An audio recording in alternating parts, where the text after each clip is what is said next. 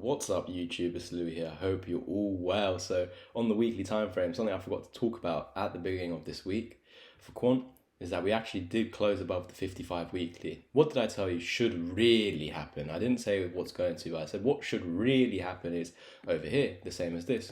If this is truly bearish, we should not see any closes above this. I do think maybe in the future, again, we could have this correction when we might fall through it, but we have to take it as it goes. Once we're at this resistance, this is going to be a key support, so you might not even revisit this, but as a range, this is your support. You can see this over here is your resistance of the range, right? If you can understand that. And so once you hit a resistance, you should go to the support. And of course, as this is support, this is the resistance. If we're failing to close above it, then this should be the support. However, one thing that we have to account for are EMAs, and if we are trending. So you can see here it's a bit choppy and yeah, sort of consolidating. And this is not the best time to use EMAs when we're consolidating. But I'm not seeing that down here. Sorry, my apologies guys, I had to burp. But I'm not seeing that down here. I'm not seeing a consolidate. There was a little one here, but nowhere near as big as this. So I'm going to take the EMAs into account. So of course this is the support, sorry, the green line support 83 and the resistance is 150. But we can see that we do actually have the 50. Let's get rid of these. We don't need them. Let's get rid of the drawings. So yeah, we can actually see that we've got the 20 starting to curl up after we've started this uptrend. You see how this is not consolidation and this here is, because it's a pattern forming in a range, right? This is obviously just upward movement, right? So if we get the levels back up, we can see that potentially we could find some support on there. Once we do, if we do actually go up to this target. Thank you CPI data. Oh my gosh, I couldn't believe it. Quant didn't go down as bad, but some coins were going down quite a bit. And yeah, you can see that we actually did go down first 4% before going back up 5 and a bit, but now only sitting at about 2.6%. Of course, can still roll over. Haven't retested this as of yet since this candle. You have broken out and actually back tested it there. That could be enough. Of course, once we meet a target, we do expect a dump. That's why we saw yesterday's price action. But you can see a rejection. It didn't like going anywhere near the one.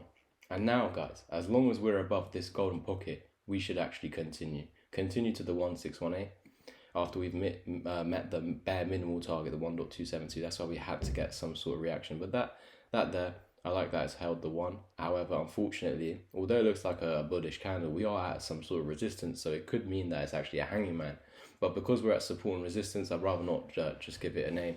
But I'm going to take into account that it could be one or the other. Because I don't know, because we're at support and resistance. And again, at support, it's a spinning top. At resistance, it's a bearish hanging man. We need to be careful, right? So what I would just personally say is wait for a close below this if you want to see downwards movement. So that basically means if we do close below this, short. And if we do close above this wick, long. Simple as that. That's how easy my TA here is on this channel. And some people are like, no, Louis, I don't accept it when you say take profit here. Because the whole last 2 weeks, you were saying it can go up or it can go down. If you're new trading, you have to be prepared for all scenarios. Because if you stuck bias to only one way, what happens when the other direction happens? You're not prepared. So that's how I know already you're not a self-sufficient trader. So you just need to be prepared for both scenarios. As a self-sufficient trader, that is what I personally do. That's why I'm always, aware. Okay, if we break this low, I could have this short opportunity, which I constantly give you on the channel every day. And if we break above this high, then I'm going to give you a long opportunity, as I do every day. So it's just about applying that in your everyday work. It's all there in front of you. Some people just don't want to hear it. It's crazy. But right now, all we just need to do is stay above this golden pocket. There's not much more to say other than as long as we're above this, we're going to continue up. Yes, you just read into the words. As long as we're above this, expect this, expect this, expect these targets. As long as we're above this. But that does not mean that we can't come down and have these dips. Along the way, you have to dip. You can't go up without dipping. That's how you go up. So every time we go down, we're going to see these bears creaming themselves. Like, what were they doing yesterday all over Twitter? And then all of them shut up as soon as the CPI data came out. But the quant chart is not really showing that in a lot of detail. But I hope you guys appreciated all the work I was trying to do today in terms of this range over here, how this is the support and this over here is the high. However, because we were like sort of ranging over here, and this is more like an uptrend over here, it's a bit different with the EMAs. Can you see when we were ranging over here? Yeah, the EMA is a bit, yeah, you're going through them a lot, not really listening to them is what I'm trying to get at. Can you see you're going above it, going under, going above, going under, going above, going under, going above, going under, going above, finally holding support, then going, losing support, never holding support, resistance, and then continuing. So just an absolute mess. And the reason is because the price action's a mess. You were in a range, so you don't want to listen to the EMAs either, really. They don't work the best. They still work, but they don't work the best, as I can show you over here with all these fake outs over here with the 20 EMA. So you're not going to get that inner trend. And again, since the 13th of June for Quant, but 18th of June for Bitcoin and other alts, we've seen an uptrend, and that's what I've been proving to you guys, and that's why we're constantly seeing these higher highs and higher lows, although people don't want to see what's in front of them. But just need to keep doing that. You can see we have confirmed this range lower support, and that's why we're seeing this continuation. This is especially bullish because you confirm the bullish cross on the daily, which you don't see often. And if we were bearish, could have got rejected right here, which you did, but you held the bullish cross. That's extremely bullish. Then you broke the high, which is so bullish. We hit the target, the first target. Yes, we can come down. We started to come down yesterday. You invalidated that today. Let's see this continued move to the upside. And as long as we're above this golden pocket, as long as we're above $95, I do expect 150.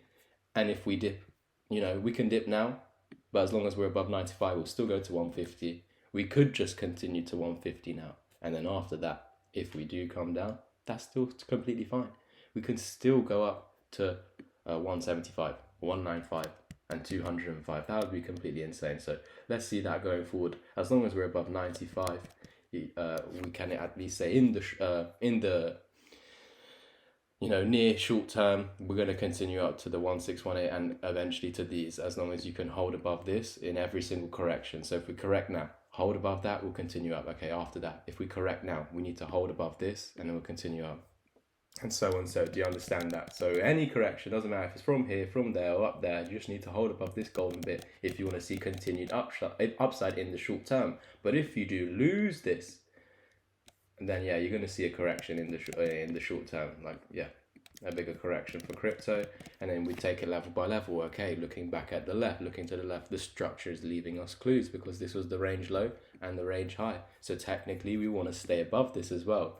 I know I'll say 95, but that's why I was saying if you want to see in the short term upside, like immediate short term, then yeah, as long as we're above this, we're going to continue up in the immediate short term. But if we're losing this, we're not going to see upside in the immediate short term. That means we're going down in the immediate short term, down to this target, $83. So once we lose 95, we're going to 83. Then we have to take it level by level because 83 is a support.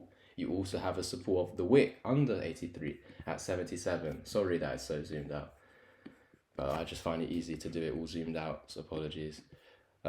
Yeah, so we have this 70. So even though we found support on 83, which was that previous, old support of the range, the low of the range, we did actually have a wick lower all the way to 77.